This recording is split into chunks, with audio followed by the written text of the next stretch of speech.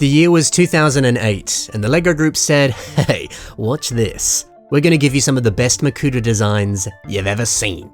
Enter Chirox. This set slaps. Come with me, let's talk about why this is awesome, and we'll check out the pieces that come in this set, and I'll show you how you can use them in your own creations. Let's do it! My favorite thing about this set is the limbs. See, you can pose them like this. You give him some stocky shoulders.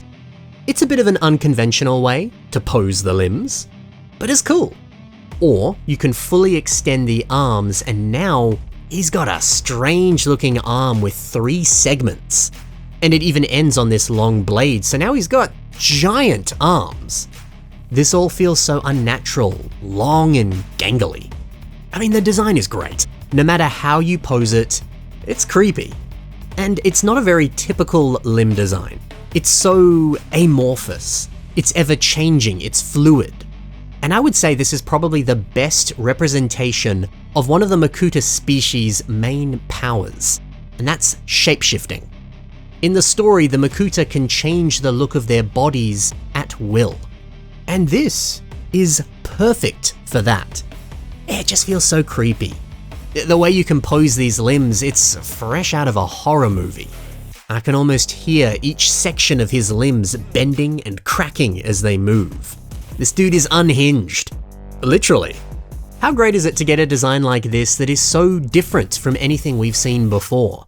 A design that delves into the lore of the Makuta species in ways we've simply not seen, which is kind of crazy. And on top of all of that, look at this mask. The black and the silver is sublime. And the teeth at the end as well. This is a great mask. So bat-like, so villainous.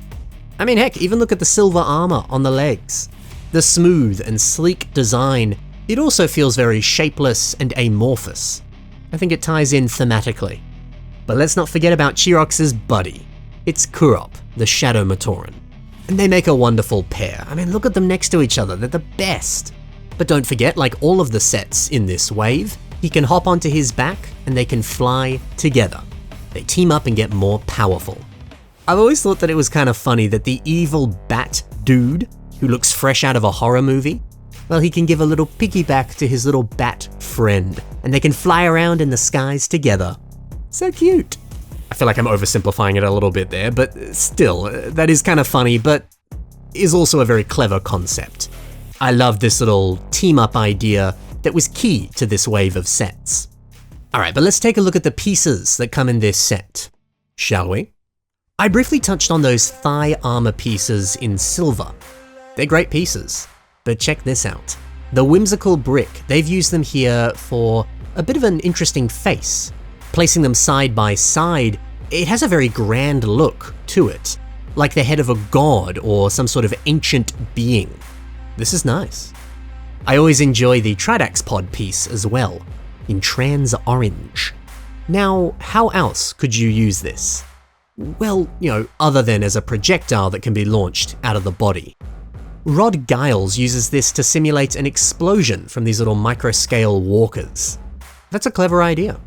It's always nice to see some translucent elements being used for battle effects. This is great. But one of the most versatile pieces in this set are the blades that are used for Chirox's hands. I'm going to show you 4 ways that you could use these, because dude, they're good pieces. Jettisnek uses this for a scythe. Angling it down like that and mounting it onto a staff? Beautiful. This is a great weapon. Or perhaps you could do what Carcass has done and use them for large claws on a crab. Isn't that swell? You pair them with Carapa's claws up top, they make a great pair. I love a good crab. Although I must say I'm very impressed with MOCs and how they've used these pieces for, well, legs. If you're building a MOC that you want to be like floating on top of a stand, this would make for a great leg design. Very simple, only uses a couple pieces. It's a clever idea. And finally, you could put 2 of them side by side, and now you have a bow and arrow. See, I'm telling you, man, these pieces rock. Oh, sorry, by the way, this was built by Ozkabot. So yeah, with all that in mind, definitely try and pick up some of these pieces if you don't currently own any of them. Now, what about Chirox's mask? Well, Golden Cathy Creations uses this piece in the same way that the set does, as a mask. But I'm a little bit more interested in the lower jaw. Down below you can see the inclusion of this Baraki silver tooth. Is that what you'd call it? I guess it's a silver tooth or part of the jaw. Whatever that piece is, it's being used here. And wow, I never realized how well that integrates with the face. It's like a perfect match. It neatly fills in that gap perfectly. If you've got that mask and you've got that piece lying around, maybe you could do the same thing. And finally, this ribcage. Joxon shows us that, well, it still looks good as a traditional ribcage. You don't need to pair this with that Tridax pod, you can put it in a more skeletal context. And then, oh, it's paired with a nice jacket. Very snazzy. Alrighty, that's Chirox's pieces. But now, let me show you some impressive revamps of the character. Soju Kakari has taken Chirox and turned him into a towering titan. Okay, sure, I do miss the more bat-like appearance with a much more slim design. But hey, we're going to see that on the next mock, so for now, let's take a look at something that's very different. It's nice to see people experimenting, taking the idea and pushing it to its limits. This does that, and it does it well. I love this new layered armor and the spikes all over the body. It still feels very in line with the vibe of a Makuta. Yet even the way that his elbow spike flows down the body, it's so deliciously evil, isn't it? This piece is actually the head of the Baraki set, Mantax. And actually the shoulder pads on this guy, they are also used on this mock in a couple different areas. It makes for some pretty good layered armor. Yeah, it's only natural that the pieces on Mantax are gonna look good on Chirox, because both of them share that exact same silver and black color scheme. It's a match made in heaven. Or hell, I guess, because they're bad guys. And look at this tail. Check it out, it ends with one of the wing pieces that actually comes on Chirox. Repurposing a wing for a, I don't know, spiked end of a tail? Genius, that looks so good. Oh, and look at that. From this angle, you can see the entire tail is made out of these Huna masks. It's the same mask that appeared on this Matoran. They've just been spammed all over the back, and it looks good, really good. Dude, this creation is posable, it's well made, and the silhouette is extraordinary. Great work. But I also love Vanimox's approach for Chirox. Another hyper-posable mock right here. You can get him into all sorts of dynamic positions, and that's great to see. But it's also nice because this creation increases the amount of CCBS armor shells. And I think that works.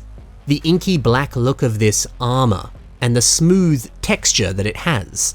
Not only does it pair well with the mask, but the look of these pieces. I think they tie into that shapeshifter vibe that we were talking about before.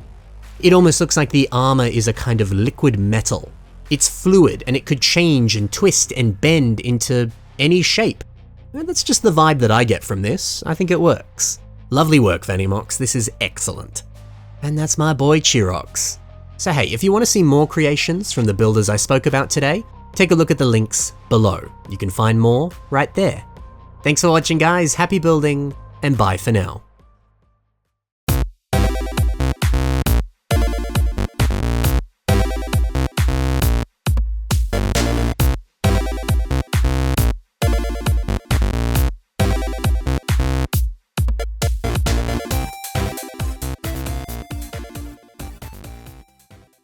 I like Chirox's mask power, the mask of silence. He can take away anyone's ability to speak.